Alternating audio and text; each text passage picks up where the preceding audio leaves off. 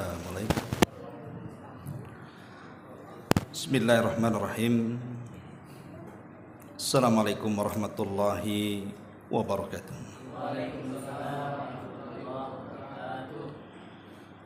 Alhamdulillah wassalatu wassalamu ala Rasulillah wa ala alihi wa sahbihi wa mawalah wa la hawla wa la quwwata illa billahi wa ba'du.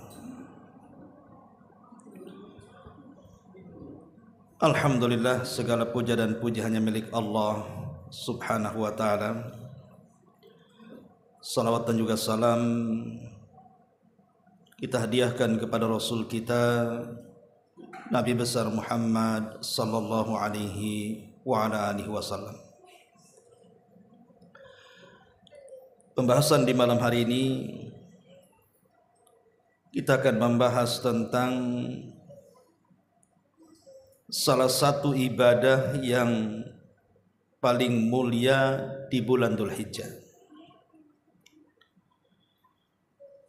Karena kita tahu bahwa bulan Dzulhijjah itu satu di antara 4 bulan hurum, di mana Allah Subhanahu wa taala mengisyaratkan di dalam surah At-Taubah ayat 36 ketika Allah Subhanahu wa taala menyebutkan tentang bilangan tahun, yang 1 tahun itu ada 12 bulan jumlahnya, maka Allah katakan minha arba'atun hurum. Dari 12 bulan itu ada 4 bulan hurum. Lah 4 bulan hurum ini dijelaskan dalam hadis Nabi SAW dari sahabat Abi Bakrah, di mana Nabi SAW menyatakan thalathatun mutawaliyah, 3 bulan letaknya berturut-turut. Dzulqa'dati wa Dzulhijjati wal Muharram. Pertama Dzulqa'dah, bulan yang kita sedang jalani, kita berada di pertengahan Dzulqa'dah. Kemudian bulan depan bulan Dzulhijjah, dan bulan setelah Dzulhijjah adalah Muharram. Itulah disebut bulan hurum. Dan yang satu terpisah yang terletak di pertengahan tahun, namanya Rajab. Saya tidak hendak membentangkan keutamaan semua bulan, terlampau lama pembahasannya karena waktu. Kita akan membahas tentang bulan Dzulhijjah. Kenapa bulan itu disebut Dzulhijjah dan apa keistimewaannya? Karena bulan Dzulqa'dah itu tidak ada amalan khusus, tidak ada ibadah khusus yang diperintahkan untuk dilakukan di bulan Dzulqa'dah, kecuali hadis-hadis yang umum,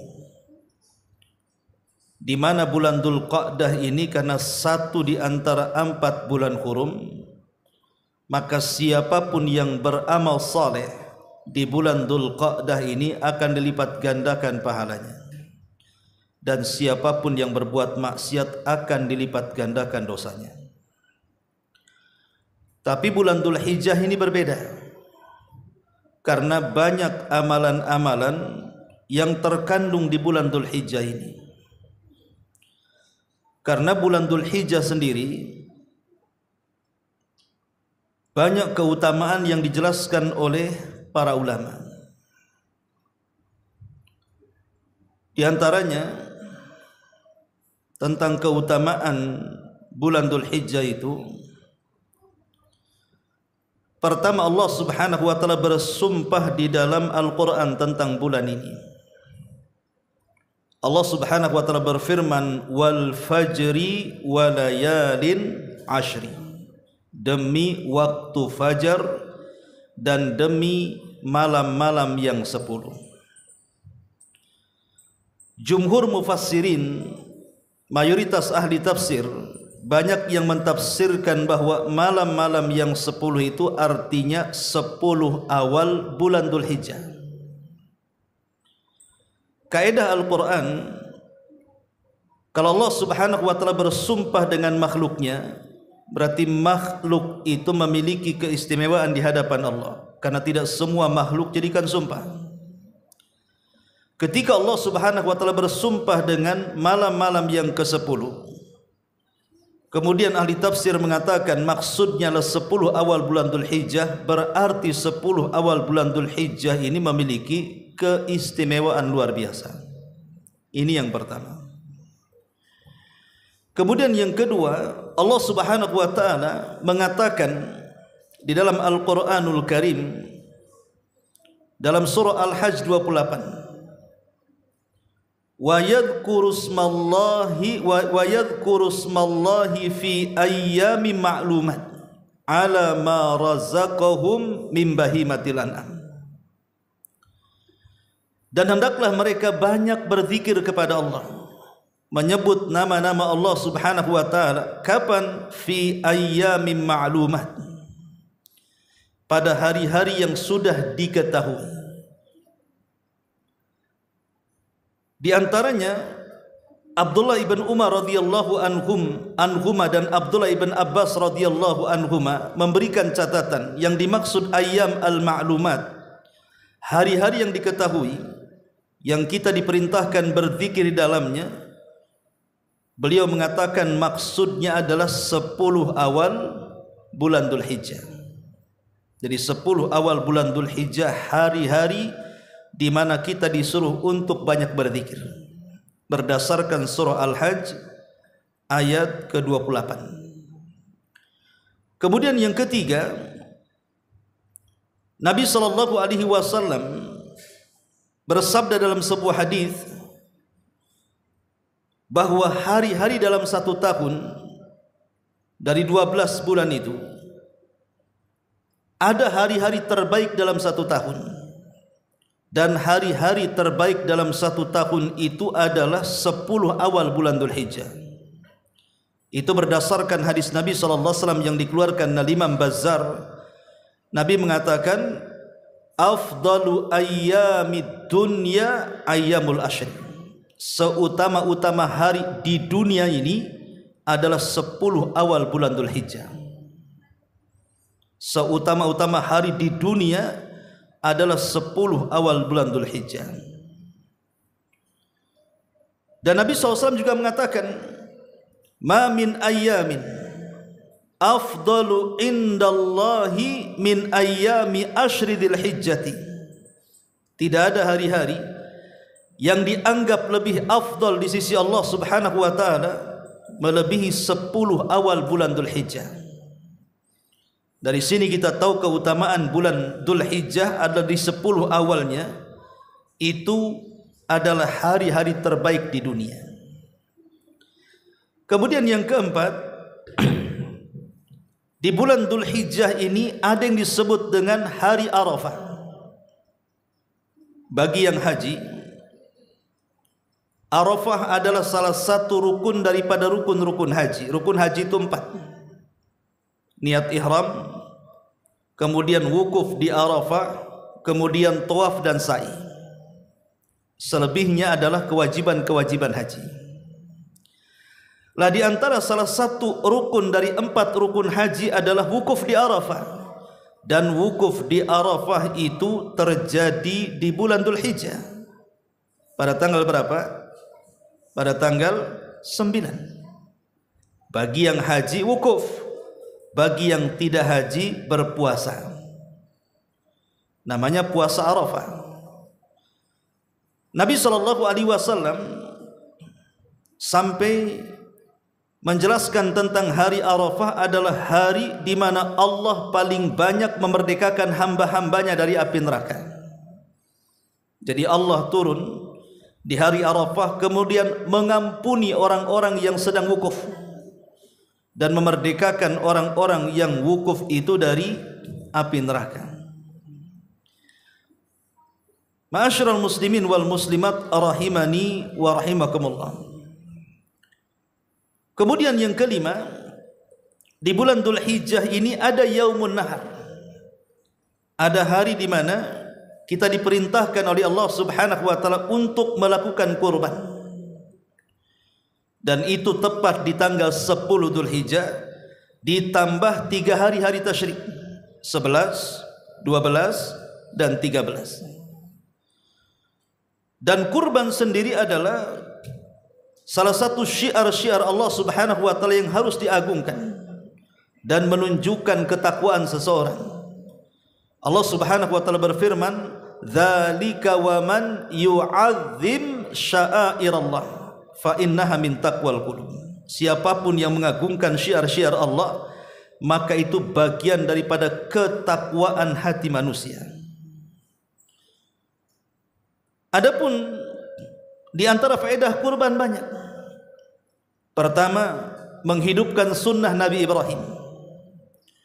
Yang kedua, mengajarkan kita untuk sabar di dalam mengerjakan perintah Allah Subhanahu wa taala sebagaimana sabarnya Ibrahim dan juga Ismail. Kemudian yang ketiga, untuk membahagiakan orang-orang terdekat kita. Dengan daging-daging kurban itu kita bisa memberi makan keluarga, kerabat, tetangga dan orang-orang yang kita cintai. Dan yang keempat tentunya juga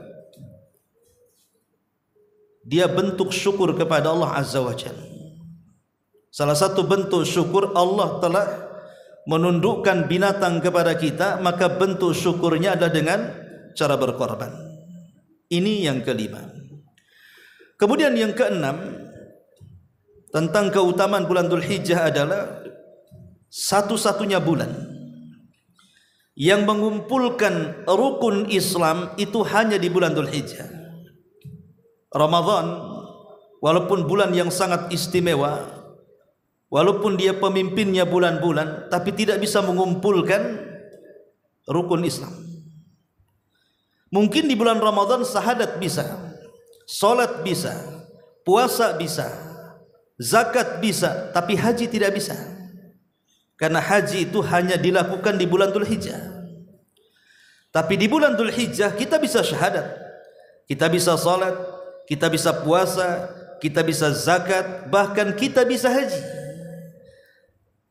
Sampai-sampai Al-Hafidh Ibnu Hajar Al-Asqalani rahimahullahu ta'ala mengatakan, "Walladhi yadhar anna sabab fi imtiyazi ashri dzilhijjati limakani ijtima'i ummahatil ibadati fihi wa hiya as-salatu was-siyam was-sadaqatu wal-hajju wa la yata'atta dzalika fi ghairihi."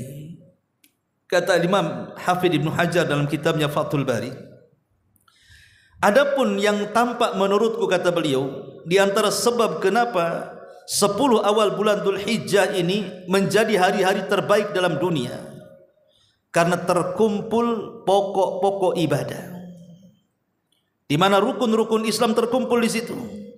Di situ ada salatnya, di situ ada puasanya, di situ ada sedekah atau zakatnya, di situ ada hajinya. Itulah yang tidak didapati di bulan-bulan yang lainnya. Makanya kenapa bulan ini sangat istimewa. Kemudian yang nomor 7, bahwa orang yang beramal di 10 awal bulan Dzulhijjah ini bisa membandingi orang yang mati syahid dalam jihad. Amalan apapun, kalau kita baca Quran di bulan Dzulhijjah, maka amalannya sama dengan orang yang berjihad sampai mati syahid. Kalau kita berzikir di bulan Dzulhijjah, amalannya sama dengan orang yang berjihad dan mati syahid. Kalau kita silaturahim juga demikian. Kalau kita birrul walidain juga demikian. Kalau kita membaca Quran juga demikian. Sebutkan amal ibadah apapun yang dilakukan di bulan Dzulhijjah itu sama pahalanya dengan orang yang jihad sampai mati syahid. Dan itu berdasarkan hadis Nabi SAW mengatakan, "Ma min ayyamin al-amalus salihu fiha ahabbu ilallah min hadhil ayyamil ashri." Tidak ada hari-hari yang amal saleh di dalamnya lebih dicintai Allah dibandingkan hari-hari ini, maksudnya 10 awal bulan Dzulhijjah. Sahabat bertanya, "Ya Rasulullah, walal jihadu fi sabilillah?" Apakah sama dengan orang yang jihad? Kenapa para sahabat mengatakan seperti itu? Karena di mata para sahabat tidak ada amalan yang melebihi jihad. Makanya mereka bertanya, apakah sama dengan jihad? Maka Rasul mengatakan, "La, tidak. Tidak sama. Kecuali, kata Rasul, illa rajulan kharaja bi nafsihi wa mali thumma lam yarji' min dzalika bi syai'in, kecuali orang yang jihad ini mengeluarkan seluruh hartanya dan mengerahkan seluruh jiwa raganya, kemudian dia tidak pernah kembali ke rumahnya alias syahid, baru sebanding. Lihat keutamaan yang luar biasa, 7 keutamaan yang luar biasa yang terjadi di bulan Dzulhijjah. Maka ini ada persiapan, setengah bulan lagi kita menghadapi bulan Dzulhijjah. Ma'asyiral muslimin yang dimuliakan Allah Subhanahu wa taala, tetapi saya tidak akan memfokuskan beberapa ibadah. Saya ingin memfokuskan satu ibadah saja. Kenapa Dzulhijjah disebut Dzulhijjah? Hijjah itu diambil dari kata haji. Makanya kalau disebut Dzulhijjah, menurut kacamata orang awam, mereka langsung mengatakan itu bulan haji. Disebut Dzulhijjah disebut bulan haji kan? Padahal kan amalan ibadah di bulan haji kan banyak. Tapi kalau sudah sampai bulan Dzulhijjah, masyarakat umumnya mengatakan itu bulan haji. Ya memang karena pelaksanaan haji berada di bulan Dzulhijjah, tepat tanggal 8 ke Mina gitu ya. Kemudian diakhiri di hari tasyrik tanggal 13. Mulai dari 8, 9, 10, 11, 12, 13, 6 hari orang haji itu. Makanya orang menyebutnya bulan haji. Dan kita menurut penanggalan hijrah menyebutnya Dzulhijjah, karena hijjah itu diambil dari kalimat haji. Ma'asyiral muslimin yang dimuliakan Allah Subhanahu wa taala, tentu semua umat Islam dimanapun mereka berada pasti menghendaki ingin berangkat haji. Mustahil ada umat Islam yang tidak mau berangkat haji, itu mustahil. Rata-rata umat Islam itu ingin pergi haji, dan orang yang sudah haji ingin pergi lagi. Bahkan orang yang 2-3 kali haji ingin pergi lagi. Ada apa sebenarnya? Kenapa kemudian Mekah itu menjadi tujuan haji dan semua orang merindukannya? Terutama umat Islam merindukan ingin berangkat haji. Tentu tidak lain dan bukan karena keistimewaannya yang luar biasa. Nabi SAW mengatakan, "Man hajja falam yarfuth walam yafsuq raja'a ka yaumin waladathu ummuh." Siapa yang berangkat haji, dia tidak rafas. Rafas ini merayu wanita, muqaddimah jima, merayu istrinya untuk melakukan hubungan. Sama istrinya aja tak boleh, apalagi sama orang. Walam yafsuk, ataupun tidak melakukan fasik, perbuatan-perbuatan kemaksiatan kepada Allah Azza wa Jal, maka dia akan kembali dari haji seperti anak yang baru dilahirkan. Artinya tidak ada dosa, dengan catatan hajinya mabrur. Karena Nabi SAW mengatakan, al-hajjul mabrur laisa lahul jaza indallahi illal jannah. Haji yang mabrur itu tidak ada balasan yang layak kecuali surga. Pertanyaannya, haji mabrur itu apa? Kita sering mendoakan orang yang berangkat haji, mudah-mudahan mabrur hajinya. Apa sih mabrur itu? Para ulama mengatakan haji mabrur itu dikatakan mabrur kalau memiliki beberapa syarat. Pertama, an yakuna min malin halalin. Ongkos untuk berangkat haji dari harta yang halal, bukan hasil korupsi, bukan hasil nipu, bukan hasil nyopet, bukan hasil nyolong, bukan hasil menzalimi harta orang. Betul-betul dia berangkat dengan harta yang paling halal yang ia dapati. Ini yang pertama. Kemudian yang kedua, an yabta'ida anil fiski wal ithmi wal jidali fi.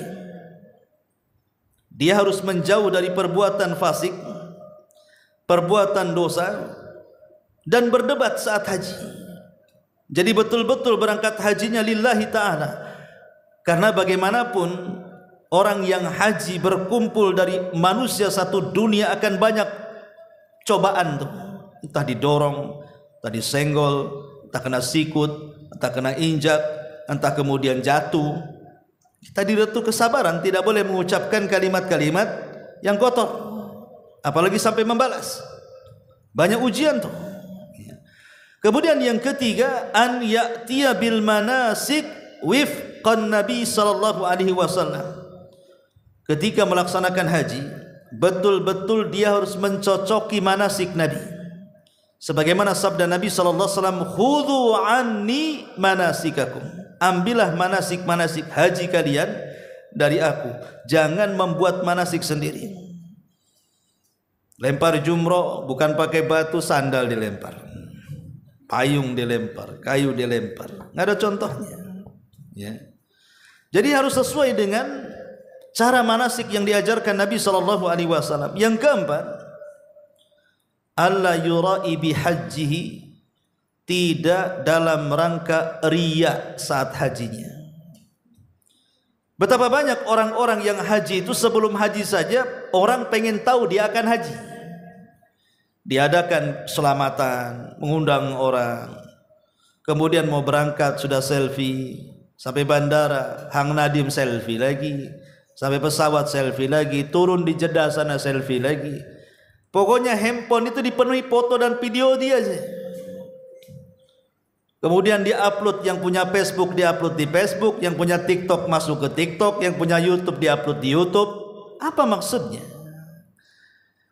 Haji itu adalah ibadah di mana syarat diterima amal itu harus ikhlas dan ittiba. Ini penting. Kemudian yang kelima, alla ya'qubuhu bimaksiatin aw itsmin. Tidak boleh seseorang ketika dia melaksanakan haji didahului dengan maksiat dan perbuatan dosa. Jadi kalau seandainya tahun depan kita mau haji, tahun sekarang sudah memperbaiki diri, sudah harus rajin sholat, rajin puasa, rajin sedekah, rajin baca Quran. Kenapa? Supaya ibadahnya berasa. Ibadah kalau dimulai maksiat tidak akan berasa kelezatannya. Orang habis maling sholat, atau habis berzina sholat, nggak akan berasa ibadahnya. Tetapi kalau dia merutinkan ibadah sebelum berangkat haji, sampai di sana akan merasakan kelezatannya. Karena ibadah itu mempengaruhi ibadah yang lain, sebagaimana maksiat itu mempengaruhi buruk kepada ibadah yang lain. Tidak akan dapat khusyuk. Ini di antara haji yang mabrur. Kemudian yang terakhir, ada pengaruh setelah dia haji. Mungkin sebelum haji dia jarang sholat, setelah haji rajin pula dia sholat. Sebelum haji suka nyopet, habis haji tobat dari copet, tobat dari korupsi, tobat dari segala maksiat, berusaha memperbaiki diri. Intinya setelah haji harus lebih baik daripada sebelum haji. Bagaimanapun caranya. Lah kalau syarat-syarat ini dipenuhi, itulah yang disabdakan Nabi sallallahu alaihi wasallam, al-hajjul mabrur laisa lahul jaza indallahi illal jannah. Haji yang baik itu tidak mungkin dapat balasan kecuali surga, dengan syarat-syarat tadi. Sekarang kalau kita terapkan syarat-syarat ini kepada haji, boleh jadi tidak banyak yang mabrur kan? Kalau kita terapkan syarat yang 6 ini. Karena betapa banyak orang-orang yang habis haji masih juga dia main riba, masih juga main curang, mengurang-urang takaran, mengurang-urang timbangan jual dalam dagang, masih juga berdusta, menggibah, dan begitu seterusnya. Ini akan membatalkan level kemabruran dia. Ma'asyiral muslimin yang dimuliakan Allah Subhanahu wa taala, ada beberapa poin yang harus dipahami berkaitan dengan haji ini. Pertama, haji ini rukun daripada rukun-rukun Islam. Siapa yang haji berarti menyempurnakan rukun Islam. Yang kedua, haji ini tujuannya adalah untuk mentauhidkan Allah, Makanya panggilannya labbaik Allahumma labbaik. Aku penuhi panggilanmu ya Allah. Artinya haji ini datang ke Mekah itu dalam rangka untuk merealisasikan tauhid kita kepada Allah Azza wa Jalla. Ini yang kedua. Kemudian yang ketiga, barang siapa yang berangkat haji menuju Baitullah Al-Haram, maka dia berada dalam lindungan Allah Subhanahu wa taala. Rasul mengatakan, "Thalathatun fi dhamanillahi azza wa jalla." Ada 3 kelompok yang akan mendapatkan lindungan Allah. Arajulun kharaja ila masjidin min masajidillah, wa rajulun kharaja ghaziyan fi sabilillah, wa rajulun kharaja hajjan. Pertama orang yang berangkat ke masjid, yang kedua orang yang berangkat jihad, dan yang ketiga orang yang berangkat haji. Ini 3 kelompok akan dapat naungan perlindungan Allah Subhanahu wa taala. Kemudian yang keempat, haji itu seafdal-afdalnya amal. Dalam hadis, seorang laki-laki bertanya kepada Rasul tentang amalan yang paling afdal. Maka Rasul mengatakan, pertama iman kepada Allah. Sahabat ini bertanya lagi, kemudian apa lagi wahai Rasul? Kata Nabi SAW, jihad di jalan Allah. Sahabat ini bertanya lagi, apa lagi wahai Rasul? Hajjun mabrur. Kau haji dan jadilah orang mabrur. Ini menunjukkan bahwa haji seafdal-afdal amal. Kemudian yang kelima, haji yang mabrur itu bisa melebihkan dari seluruh amal. Sebagaimana jarak matahari dari terbit sampai tenggelamnya. Bayangkan amalan haji itu kalau dia mabrur itu bisa menandingi banyak amalan sejauh terbitnya matahari sampai tenggelamnya. Dan itu dijelaskan dalam hadis ketika Nabi SAW ditanya tentang seafdal-afdal amal. Maka Rasul mengatakan iman kepada Allah, kemudian jihad, kemudian haji yang baik. Kemudian Rasul mengatakan summa hajjatun mabruratun tafdulu sa'iral a'mal kama baina matla'is syamsi ila maghribiha. Kemudian haji yang mabrur yang baik itu bisa menandingi semua amal. Jaraknya bagaikan dari terbit matahari sampai tenggelamnya. Kemudian juga yang nomor 6, haji yang mabrur itu balasannya tidak ada yang cocok kecuali surga. Karena haji itu mengumpulkan banyak ibadah. Kalau sholat hanya ibadah badan saja, puasa hanya ibadah badan saja, zakat hanya ibadah harta saja. Tapi haji harta dan badan dikumpulkan. Makanya tidak layak balasannya kecuali surga. Kemudian yang nomor 7, haji ini bisa menghilangkan kefakiran. Kadang ada orang yang sudah dianugerahkan banyak harta tidak mau haji. Alasannya apa? Takut miskin. Ini haji sekarang mahal, apalagi kalau yang nunggu sampai 20-30 tahun. Kemudian yang furoda mau sekian ratus juta, yang plus sekian ratus juta. Sementara uang saya pas-pasan. Nanti kalau haji macam mana nanti uangnya hilang. Banyak orang yang ragu-ragu berangkat haji ketika melihat nominalnya. Ingat, Nabi SAW mengatakan dalam sebuah hadis, tabi'u bainal haji wal umrah. Ikutilah haji dengan umrah. Fa innahuma yanfiyanil faqra. Karena keduanya bisa menghilangkan kefakiran. Insya Allah, kalau kita yakin orang yang berangkat haji itu pasti akan diganti oleh Allah. Dana yang sudah dikeluarkan itu pasti diganti. Harus yakin itu. Ini yang ke-7. Yang ke-8, bahwa haji mabrur itu adalah sebaik-baik jihad. Itu berdasarkan hadis Aisyah radhiyallahu anha, di mana dia bertanya kepada Rasul. Jadi Aisyah bertanya kepada Rasul, ala naghzuwa wa nujahid ma'akum. Salahkah saya wahai Rasul, kata Aisyah, ikut jihad bersama kamu, ikut perang bersama kamu? Maka Rasul mengatakan, lakinna ahsanal jihad wa ajmalahu al-hajju hajjun mabrur. Tapi Rasul mengatakan, bukankah yang paling baik dari jihad, yang paling indah dalam jihad adalah haji yang mabrur? Maka Aisyah mengatakan, fala adaul hajja ba'da id sami'tu hadza min Rasulillah. Maka demi Allah saya tidak akan meninggalkan haji, kata Aisyah, setelah aku mendengar sabda Nabi. Ini yang ketujuh. Yang kedelapan, yang kesembilan, haji ini bisa menghapus dosa-dosa yang sudah kita lakukan sebelum haji.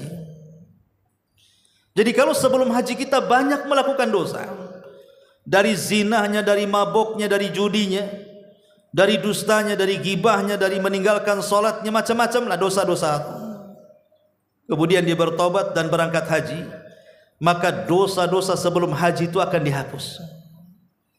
Ingat, haji ini menjadikan kita pulang tanpa dosa. Sebagaimana Rasul mengatakan tadi, kayaumin waladathu ummuhu, seperti hari dilahirkan. Bayi ada dosa? Tidak ada dosa bayi. Kemudian yang nomor 10, bahwa al-hajj adalah tuktab lakumul hasanat wa turfa' lakumud darajat wa tuhattus sayyi'at bil khutuwat. Dengan haji kita akan dilipat gandakan kebaikan, akan diangkat beberapa derajat, dan akan dihapuskan beberapa keburukan.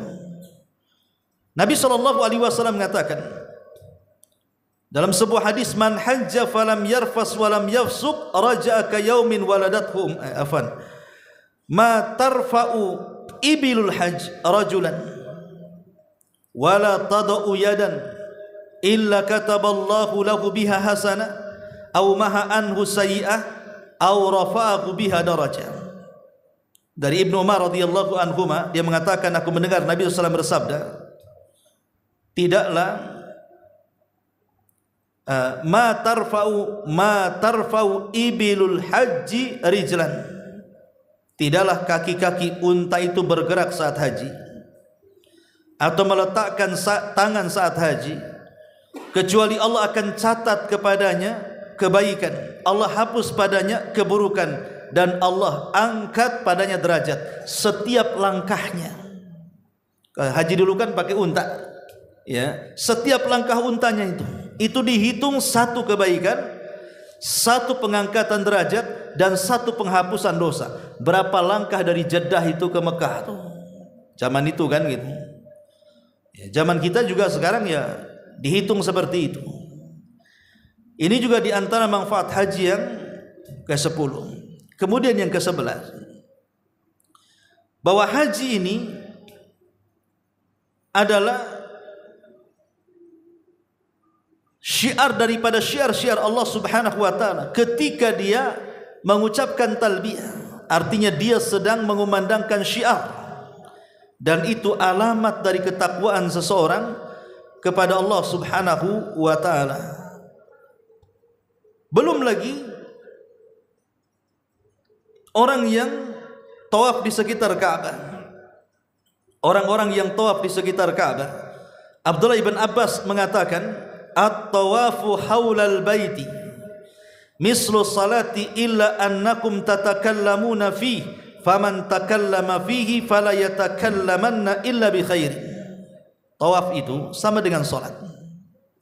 Tawaf itu sama dengan salat. Kecuali ketika tawaf Anda bisa bicara.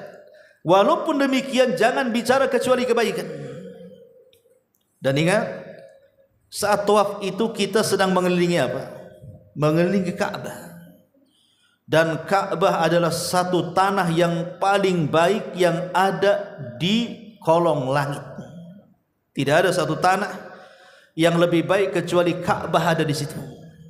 Karena itu tempat pertama Allah diibadahi di permukaan bumi. Tanah yang pertama kali Allah diibadahi itu adalah tanah yang ada di Ka'bah. Kemudian juga belum juga orang yang mencium Hajar Aswad kalau bisa, tapi jangan memaksakan diri karena itu membahayakan. Kemudian di sana ada 2 rakaat tawaf, itu bisa menggugurkan banyak dosa. Dan banyak lain sebagainya, belum lagi air zam-zam yang kalau kita minum akan mendoakan siapa peminumnya. Dan banyak lagi, saya ulangi, amalan-amalan haji yang tidak terukur fadilah dan keutamaannya. Masalahnya, tidak semua orang bisa haji kan? Tidak semua orang bisa haji. Hanya orang-orang tertentu saja yang memang Allah bisa anugerahi untuk berangkat haji. Kalau kayak kita-kita ini yang mungkin kerjanya 1 hari, ya bukan mustahil, Allah juga bisa saja memberangkatkan orang susah dengan kehendaknya kan itu. Tapi umumnya kan sulit berangkat haji, sangat sulit. Hatta yang punya uang kalau tidak banyak harus nunggu sekian tahun baru berangkat. Sekarang usianya 50 tahun baru daftar, 20 tahun atau 30 tahun baru diterima. Ya udah bawa tongkat lah ke sana kan gitu ya. Sementara ibadah haji itu ibadah fisik. Banyak orang yang meninggal ketika tua kan, karena fisiknya nggak ada. Sama dengan umrah, ibadah fisik. Kalau ingin umrah itu mudah-mudah, kalau udah tua susah. Banyak orang meninggal karena penyakit tua. Tetapi Allah Subhanahu wa taala Rahim. Allah itu Maha Pengasih. Bagi yang tidak sanggup haji tetapi ingin memiliki pahala haji, ada amalan-amalan yang bisa menandingi amalan ibadah haji. Kita tidak bisa haji, saya punya uang tapi sakit, tidak bisa berangkat juga. Ada orang yang sehat badannya, kere pula tak ada duit, macam mana dia berangkat?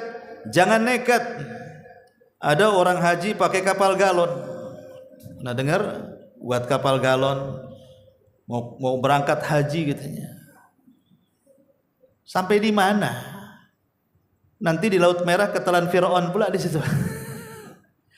Ada orang masuk, ada orang naik sepeda haji, nggak akan bisa masuk haji apalagi ketat. Itu namanya ta'annud, memberat-beratkan diri dalam agama. Agama itu mengajarkan kepada kita kemudahan, bukan kesulitan. Karena Allah yang mengatakan, ma ja'alallahi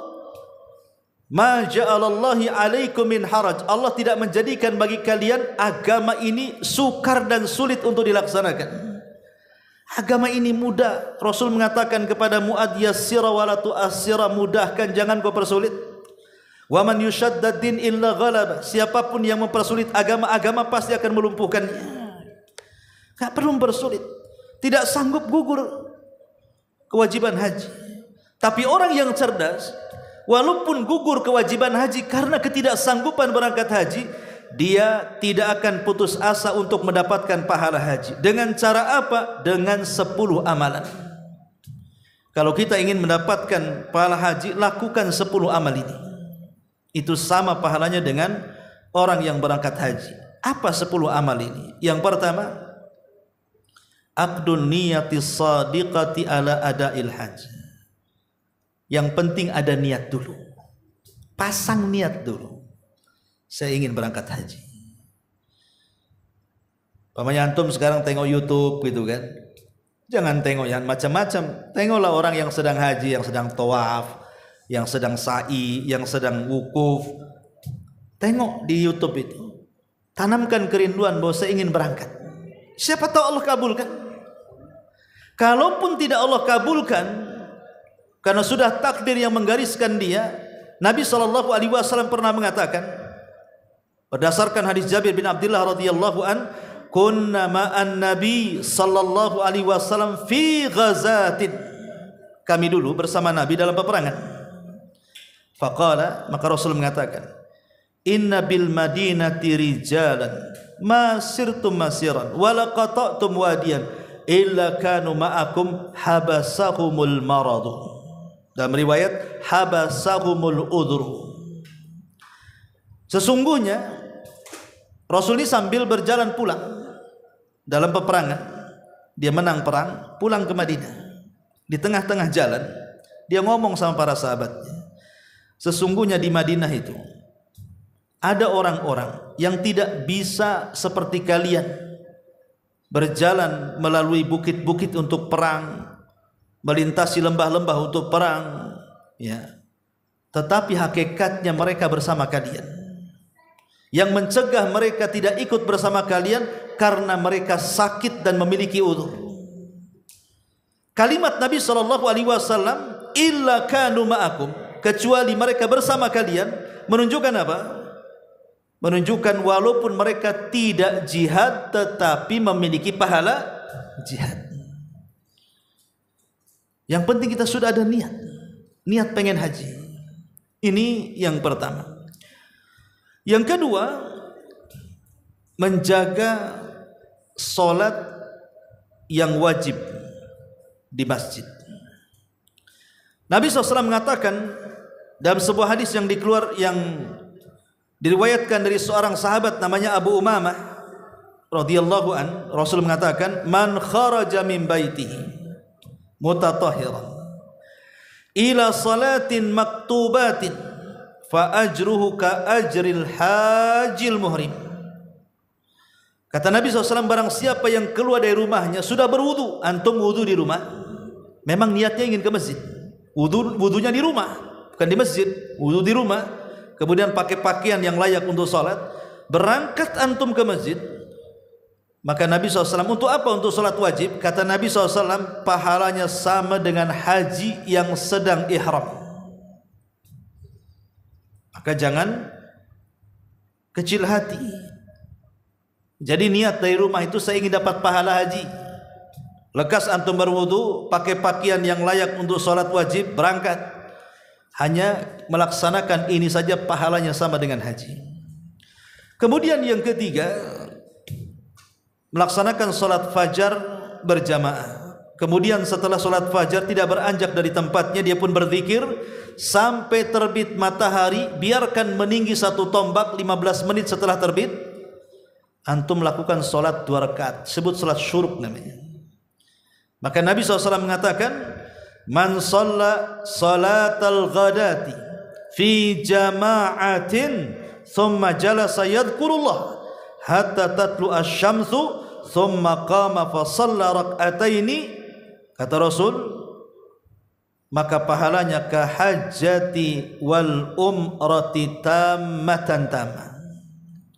Siapa yang keluar salat subuh berjamaah, kemudian setelah berjamaah antum duduk berzikir kepada Allah sampai terbit matahari dan meninggi 1 tombak, lakukan salat 2 rakaat, pahalanya sama dengan haji dan umrah secara sempurna. Ini bisa kita lakukan kan? Kemudian yang keempat, umrah di bulan Ramadan. Kalau kita tidak bisa haji di bulan Dzulhijjah karena biaya, sudahlah umrah saja, kan lebih ringan biayanya. Tapi di bulan Ramadan umrahnya, kata Nabi SAW, umratu fi Ramadan ka hajjati ma'i. Umrah di bulan Ramadan itu sama dengan haji bersamaku. Luar biasa, sama haji bersama Nabi. Ini yang keempat. Yang kelima, jangan tinggalkan zikir selepas salat wajib. Jangan tinggalkan zikir selepas salat wajib. Di zaman Rasul ada orang-orang miskin datang kepada Rasul mengeluhkan tentang beruntungnya orang-orang kaya dan mengatakan, ya Rasulullah, dhahaba ahlu duthur bil ujur. Rasul, enak kali orang kaya itu, mereka bisa membawa pahala dari kekayaan mereka yang kami tidak bisa bawa. Tapi mereka solat, kami solat, mereka puasa, kami solat, kami puasa, mereka sedekah, kami tidak bisa. Mereka bisa membawa pahala harta mereka ke surga, sementara kami apa yang bisa kami sedekahkan? Maka Nabi SAW kemudian mengatakan kepada para sahabat, bukankah, maukah kuhabarkan kepada kalian dengan satu perkara, in akhadtum bihi adarabtum man sabaqakum. Maukah ku berikan satu perkara, kata Rasul, kalau kau kerjakan, engkau sama dengan orang kaya yang bisa haji, yang bisa kurban, yang bisa umroh, yang bisa sedekah, yang bisa bangun masjid, yang macam-macam tuh. Kata Rasul, mau ku ajarkan kalian seperti itu. Sahabat mengatakan, tentu wahai Rasul. Maka Nabi SAW mengatakan, kalau begitu, tusabbihuna wa tuhammiduna wa tukabbiruna khalfa kulli salatin thalathan wa thalathin. Kalau gitu bacalah tasbih, bacalah tahmid, bacalah takbir selepas salat wajib 33 kali. Lihat, antum salat, kemudian habis salat antum istighfar, setelah itu antum tasbih subhanallah subhanallah subhanallah subhanallah subhanallah subhanallah 33. Kemudian alhamdulillah alhamdulillah alhamdulillah alhamdulillah alhamdulillah 33. Kemudian Allahu akbar Allahu akbar Allahu akbar Allahu akbar 33. Lengkapkan dengan tauhid la ilaha illallah, sama dengan ibadah haji pahalanya. Luar biasa, hanya gitu saja. Tapi orang malas. Kadang-kadang salam itu sempurna ke kiri saja, ke kanan saja, ke kiri itu sambil pergi kan. Assalamualaikum warahmatullahi. Assalamualaikum sudah pergi dia. Ya. Padahal di situ ada amalan yang sebanding dengan haji itu. Berzikir selepas salat wajib. Kemudian yang nomor 6, tabkir li salatil Jum'ah. Berpagi-pagi datang untuk melaksanakan salat Jumat. Kata Nabi SAW dalam hadis Sahal ibn Sa'id as-Sa'idi, Rasul mengatakan, innalakum fi kulli jum'atin hajjatan wa umrah. Sesungguhnya bagi kalian setiap Jumat itu ada pahala yang sebanding haji dan umrah. Kemudian Rasul mengatakan, al-hajiru lil jum'ati. Seseorang yang bergegas untuk melaksanakan Jumat. Sebelum orang datang dia sudah datang. Ya. Adapun pahala umrah adalah intidharul asri ba'dal Jum'ah. Setelah sholat Jumat dia tak balik, nunggu sampai asar. Pahalanya sama dengan umrah. Jadi kalau ingin pahala haji, dari pagi sebelum orang datang kita sudah datang sampai waktu Jumat. Haji itu pahalanya. Kalau ingin nambah dengan pahala umrah, tunggu sampai asar. Ya tentu dengan banyak aktivitas ibadah, bukan numpang tidur di masjid. Ya. Kemudian yang ke-7, qadha'u hawaijin nas. Berusaha untuk membantu manusia-manusia yang berhajat dengan kita. Manusia-manusia yang berhajat dengan kita, kita bantu. Dan itu berdasarkan hadis yang dikeluarkan oleh Imam Al-Baihaqi dengan sanadnya kepada Ali ibn Husain radhiyallahu anhu. Jadi satu hari Hasan ini keluar tawaf di Ka'bah. Maka berilah seorang laki-laki dan mengatakan, ya Aba Muhammad, idhab ma'i fi hajjati fulan. Padahal sedang tawaf tuh. Wahai imam, wahai Aba Muhammad, maukah kita pergi membantu si fulan lagi berhajat kepada kita. Kemudian dia mengatakan, fatarakat tawaf wa dhahaba ma'ah. Dia pun meninggalkan tawaf dan berangkat kepadanya untuk menolong. Kemudian falamma dhahab, ketika dia pergi, qama ilaihi rajulun hasidun li rajulil ladzi dhahaba ma'ah. Tiba-tiba dicegat oleh orang yang hasad dan mengatakan, ya Aba Muhammad, tarakta tawaf. Kenapa kau tinggalkan tawaf? Wa dhahabta ma'ah, dan engkau pergi bersama dia. Qala, dia mengatakan, Imam Hasan mengatakan kepadanya, wa kaifa la adhhab ma'ahu. Bagaimana aku tidak pergi bersama dia dan meninggalkan tawaf? Wa Rasulullah sallallahu alaihi wasallam qala, man dhahaba fi imri'in li akhihi muslim fi amrin li akhihi muslim, man dhahaba fi amrin li akhihi muslim, barang siapa yang pergi dalam satu perkara karena hajat saudaranya yang muslim. Ya. Kata dia, faqudiyat hajatuhu, maka hajat-hajatnya kemudian ditolong. Kutibat lahu hajatun wa umratun, maka akan dicatat pahala haji dan umrah. Lihat, membantu saudaranya, kata Nabi, dicatat pahala haji dan umrah. Ini yang ke-7. Kemudian yang ke-8, birrul walidain, berbuat baik kepada orang tua, jangan diremehkan. Ini pahalanya sama dengan haji. Anas ibn Malik radhiyallahu an, dia mengatakan, atar rajulun Rasulullah sallallahu alaihi wasallam, ada seorang laki-laki mendatangi Rasul. Faqala, dan dia mengatakan, inni ashtahil jihad. Rasul, saya ingin berangkat jihad. Wala aqdir ali, tapi saya tidak sanggup. Qala hal baqiya min walidayka ahad. Kata Rasul sebelum diizinkan jihad ditanya dulu, masih hidup orang tua atau salah satunya? Kalau dia mengatakan ummi, ya ummi masih hidup. Maksudnya ibuku masih hidup, bapakku sudah meninggal. Qala fa ablillah fi birriha. Fa idza fa'alta dzalik fa anta hajun wa mu'tamarun wa mujahidun. Fa idza radiyat anka ummuk fattaqillah wa birraha. Kata Nabi SAW, kalau begitu sebaiknya kau pilih berbuat baik kepada orang tua. Tidak usah berangkat jihad, ibu masih hidup masalahnya ya. Kalau engkau melakukan itu, maka pahalamu sama dengan haji, umroh dan jihad. Dan kalau orang tuamu ridho dengan perbuatanmu, bertakwalah kepada Allah dan teruslah berbuat baik kepadanya. Ini juga salah satu amalan yang sama dengan haji. Kemudian yang ke-9, hudhuru majalisil ilmi, hadir di majelis ilmu kayak antum sekarang ini. Hadir di majelis ilmu. Karena sekarang ini kadang-kadang majelis ilmu itu panitianya ngundang, tapi yang datang jamaah luar. Kan banyak itu. Kadang-kadang yang ngundang itu panitia masjid. Ngundang ustadz bisa ngisi di masjid saya? Bisa. Dia undang orang luar untuk ngaji. Orang luarnya hadir banyak, pengurusnya nggak ada yang hadir. Ini apa maksudnya? Kok ngundang tapi tak mau datang? Otaknya di mana? Siapa yang mau ngaji sebenarnya? Karena dia jahil bahwa duduk di majelis ilmu itu banyak keutamaan sebenarnya. Walaupun mungkin pengajian ustaz itu saja, nasihat saja, dia tidak paham duduk di majelis ilmu itu besar pahalanya. Salah satunya mendapatkan pahala haji. Kalau kita kumpulkan uang, kapan kita bisa haji? Nah, itu kan ada orang seperti itu, dan saya paling sebel orang kayak gini.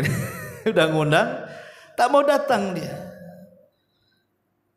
Nah, ini banyak terjadi di masyarakat. Kata Nabi SAW, man ghada ilal masjid la yuridu illa an yata'allama khairan aw yu'allimuhu kana lahu ka ajri hajjin taman hajjatahu. Kata Nabi SAW, barang siapa yang berangkat ke masjid, dia tidak ada niat kecuali ingin belajar kebaikan atau mengajarkan kebaikan, maka pahalanya sama dengan haji secara sempurna. Belajar atau mengajar, artinya duduk di majelis ilmu, itu pahalanya sama dengan orang haji. Atau yang terakhir adalah ghibtah, dan ini amalan yang paling ringan. Ghibtah itu melihat saudara kita haji, kita katakan, ya Allah, kalau aku punya harta sama dengan dia, aku pun haji. Cukup niat gitu saja kita sudah mendapatkan amalan haji dia. Kata Nabi SAW, dunia ini dipenuhi oleh 4 kelompok. Satu, kata Rasul, orang yang dihadiahi ilmu dan harta. Karena dia punya ilmu, dia bisa memanfaatkan hartanya. Mungkin dengan hartanya dia bangun masjid, dengan hartanya dia haji, dengan hartanya dia umrah, dengan hartanya dia kurban, dengan hartanya dia membantu orang, dan begitu seterusnya. Maka ini a'lal manazil indallah, setinggi-tingginya kedudukan di sisi Allah. Karena dia dianugerahi 2 perkara, satu sisi kaya, satu sisi punya ilmu lagi. Kemudian yang kedua, orang yang diberikan ilmu tapi tidak diberikan harta, tapi dia pun mengatakan, ya Allah, kalau aku diberikan harta yang sama seperti yang nomor 1, aku pun akan melakukan hal yang sama. Kata Rasul, maka pahalanya sama orang nomor 2 dengan orang nomor 1 tadi. Jadi kalau kita tidak bisa kurban, nampak orang yang kurban, duh saya pengen kurban, coba kalau aku kayak dia, aku juga inginlah kayak dia. Itu sama sudah dapat pahala kurban dia, tanpa mengurangi pahala kurban dia. Ada tetangga berangkat haji, Allah, aku kalau punya harta seperti dia, aku pun ingin berangkat haji juga. Haji plus kalau bisa, yang gak usah nunggu ya. Betul-betul jujur loh ya, dalam hatinya, bukan hasad, memang jujur dia ingin berangkat, tapi tidak bisa. Dia hanya bisa memandang orang saja. Maka amalan ghibtah ini pahalanya sama dengan haji, dan ini pahala yang amalan yang paling ringan untuk mendapatkan pahala yang besar. Ghibtah namanya. hasad yang terpuji. Ya. Wallahu alam, ini diantara keterangan tentang keistimewaan di bulan Dzulhijjah, dan satu amalan yang sangat istimewa, amalan haji. Baik, karena sudah jam 9, sebelum saya tutup, kalau ada yang bertanya silakan. Kalau kita udah pernah haji ya, terus kita punya keinginan haji lagi, asal itu termasuk sunnah. Iya. Kalau kayak gini kan, kenapa awal itu sunnah, kenapa Nabi nggak sering melakukan haji, atau enggak Nabi sering umroh? Kalau dia umroh kan mungkin berkali-kali umroh, apa Nabi cuma berapa kali umroh, berapa kali haji? Iya, alhamdulillah. Haji itu kewajiban 1 tahun seumur hidup 1 kali. Kata Nabi SAW, kewajiban haji itu seumur hidup 1 kali. Ada sahabat menyela-nyela, Rasul afikul li amin. Rasul, apakah setiap tahun sekali? Nabi tidak mau jawab. Sampai 3 kali dia ngomong begitu. Afikul li amin. Rasul, apakah 3 tahun? Karena Rasul disebel, dia mengatakan apa? Kalau iya, kalian tidak sanggup. Kalau sampai saya katakan iya, mastata'tum, kalian tidak akan sanggup melaksanakannya. Kalau setiap tahun harus haji. Makanya ini bentuk keringanan dari Allah. 1 kali haji sudah menggugurkan ibadah seumur hidup dalam ibadah haji. Kalau dia punya rezeki ingin haji lagi, silahkan. Tapi derajatnya ke sunnah, karena kewajiban sudah gugurkan. Hanya sunnah saja. Nabi SAW itu haji cuma 1 kali, yang disebut dengan Hajjatul Wada. Kenapa Rasul haji 1 kali? Karena selepas haji, beberapa waktu setelahnya meninggal. Cemana dia akan haji lagi? Dari haji ke meninggal Rasul itu jaraknya dekat. Adapun umroh, Rasul sampai 4 kali umroh dalam hidupnya, semua di bulan Dzulqa'dah, bulan sekarang. Haji umroh itu Rasul pernah umroh di bulan tahun ke-6, disebut dengan umroh Hudaybiyah. Kemudian tahun ke-7 disebut umroh qadha. Kemudian yang ke-4, yang ke-3 disebut umroh yang diiringi dengan haji, dan yang terakhir umroh yang disebut dengan ji'ranah. Itu semua terjadi bulan Dzulqa'dah. Jadi haji umroh Rasul itu 4 kali, kalau haji 1 kali, yang disebut dengan Hajjatul Wada, haji Islam. Dan ini faedahnya, karena Rasul haji 1 kali, maka dalam setiap manasiknya tidak mungkin beda. Mau beda dengan yang mana, dilakukan 1 kali. Lain dengan sholat, Rasul ribuan kali sholat, sehingga kalau ada perbedaan dalam sholat wajar.